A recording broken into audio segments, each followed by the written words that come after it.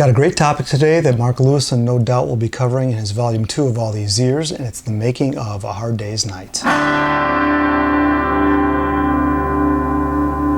I had no idea how this film actually materialized, and again, it was Mark Lewisohn's deep research that gives us a much more satisfying account of how this film was born.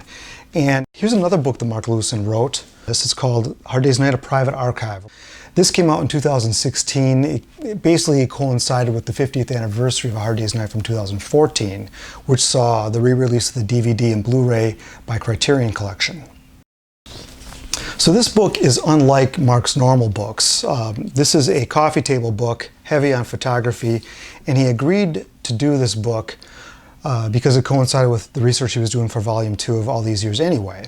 And this came about when the film came up for sale. So the original producer, Walter Shenson, his children decided to realize the value of the film and sold it to a pair of philanthropists in California named Bruce and Martha Karsh.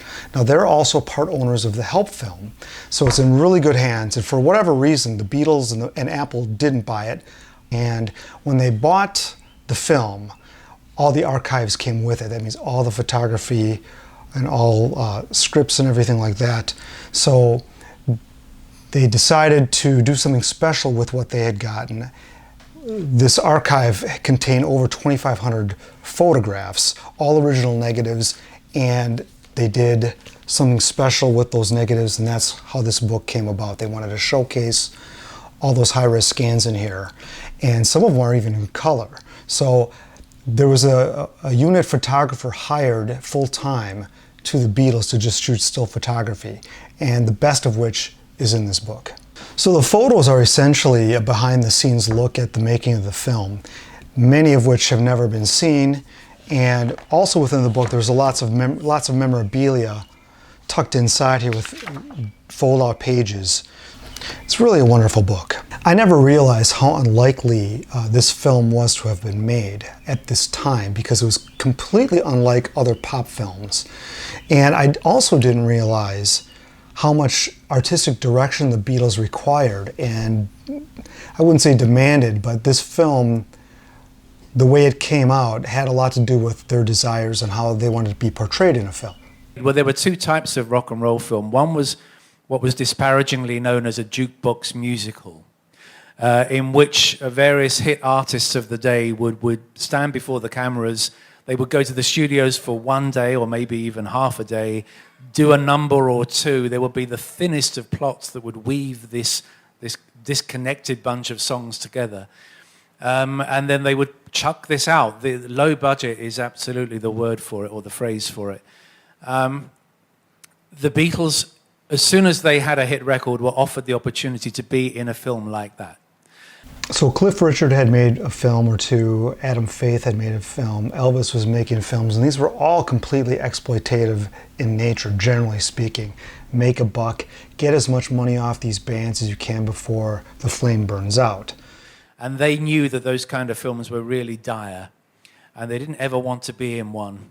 And as soon as they were successful, they were offered the opportunity to go to a film studio and be in such films, and they said no. Now, this was highly unusual because usually, for a start, the manager of the group would tell you, you're going to be in this film. Artists very, very rarely in those days had any say. You would do as you were told, and there was this kind of parent-child relationship there. So the artist might not want to do it, but they would have to do it because they'd been told to do it. The Beatles told Brian Epstein, their manager, from the start, we're not going to do any of those films. If you get any offers, you can tell them where to go. And Brian did get those offers, and Brian said, look, you can if you like, you can be in this film. And they said no. And this is a mark of how extraordinary they were as artists, because they had no knowledge when saying no that there would ever be another opportunity for them to say yes. So they were, in essence, putting their foot down and saying, we would rather not be in a film than be in one of those films which we, as cinema goers, laugh at as being risible. This is one of the things I love about Mark Lewisohn's writing, is that he's always able to put the story into some kind of context. In this instance, how daring and how artistically driven the Beatles were, and I bet very few bands would have done what they did. So the Beatles themselves made the pitch to a writer called Alan Owen. They had known about this guy. He was a Liverpudlian, and they had Brian Epstein write to him to say if ever the opportunity comes up, they would like him to write the film. And in September of 1963, and this letter is on display at the Liverpool Museum, the Museum of Liverpool down here at the dock. They got Brian Epstein to write a letter to Alan Owen saying, if ever we make a film, we would like you to write it. Now, Alan Owen had no pedigree in rock and roll or pop music. He liked jazz music, but he was really not in any way music related. He just did these heavy dramas and actually was an actor as well, part-time. And yet they turned to him and said, if ever we do something, we would like you to do it. Now, why? A, because he hadn't done anything in rock and roll before, that was important. And B, because he knew the cadence of Liverpool speak. He knew the way that people speak up here. He knew the phrasing, he knew the lingo. He in particular knew the Beatles' own personalities because he spent time with them. And only a Liverpudlian could have written a film for the Beatles at this time because nobody else would have captured the way they spoke quite so well as he did. So they wrote to him saying, if ever we do a film, would you do it? And within about a month of that letter, actually a film was on the table. And the reason why they took this one seriously is because they knew they would have a chance to influence it. So if Alan Owen was the perfect guy to write the film, then they also got the perfect director in Richard Lester.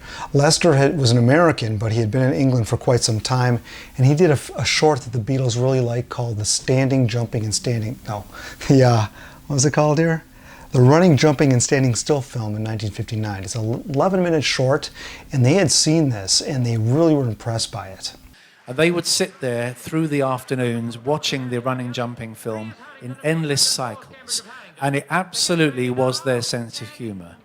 So when they find that their film, if this director they're being introduced to is the guy who made that, then they want him to be the director, Richard Lester.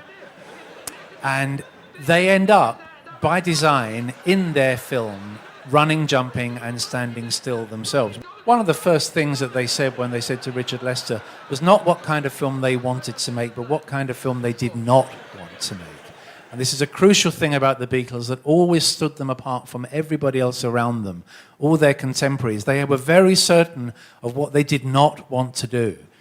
And it was the job of Brian Epstein as their manager, who would get it in the ear from them about what they were not going to do, to actually ensure that when they turned up on set, it was going to be the way they wanted it. Brian Epstein was the Beatles' manager, but they gave him direction at all times about what kind of things they would tolerate and what they wouldn't. They always had a lot to say for themselves, these guys. Okay, let me take a break from the background to give you 10 facts about Hard Day's Night that you may not know. Number one, it was suggested by an American at United Artists to potentially dub the voices because they couldn't really understand the Beatles' language too well. And can you imagine if they actually dubbed the voices? That would have been terrible. The scene with George shaving was an ad-lib scene, as was John's part in the bathtub there as well. Both ad-libbed. Each Beatle had a solo scene, and you may notice that Paul didn't have one. It's because his was cut. And his was cut because, I guess it didn't turn out too well because, as Lester said, that he was trying too hard and it just didn't come off natural. You may already know that the title of the film, A Hard Day's Night, came from one of Ringo's malapropisms, but what I didn't realize is that John Lennon had used that in his book, and Richard Lester had heard that phrase, and he wanted that as the title. And that's how the title came to be, A Hard Day's Night. It was at Richard Lester's suggestion. And once John wrote the song, the main part of the song, that was right around Julian Lennon, his son's birthday. And that song was written at the back of one of Julian Lennon's birthday cards. Pattie Boyd was brought into the cast because Richard Lester had used her in a commercial, and she was the Smith Crisps girl.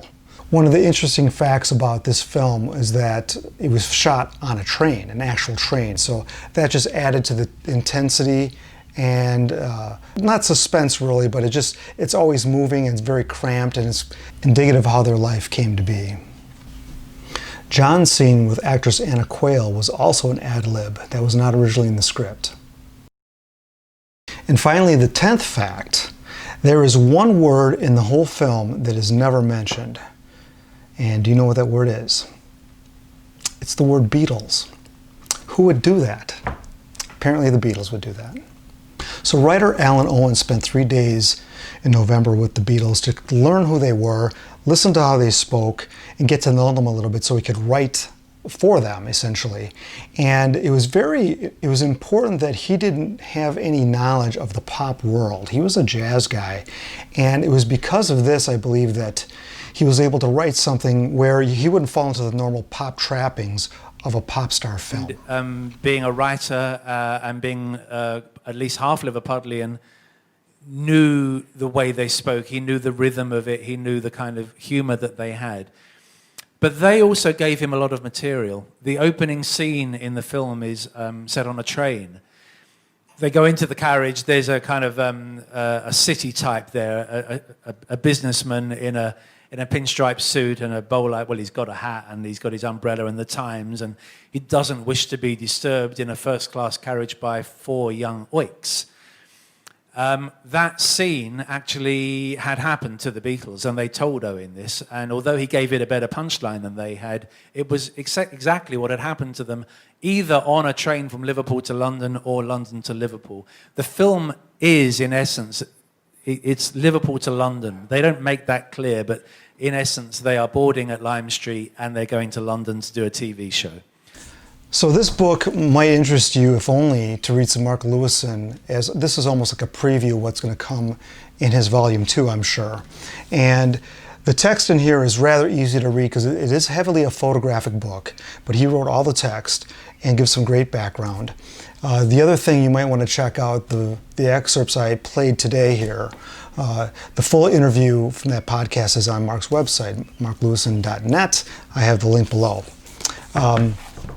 Criterion Collection, there's a Blu-ray and DVD available that is very much worth getting. And I pulled out an old piece of memorabilia here, Criterion Collection Laserdisc from the early 2000s. Haven't watched that in a while. Well, that is all for now. Thank you for watching, and we'll see you next time here on Pop Goes the 60s.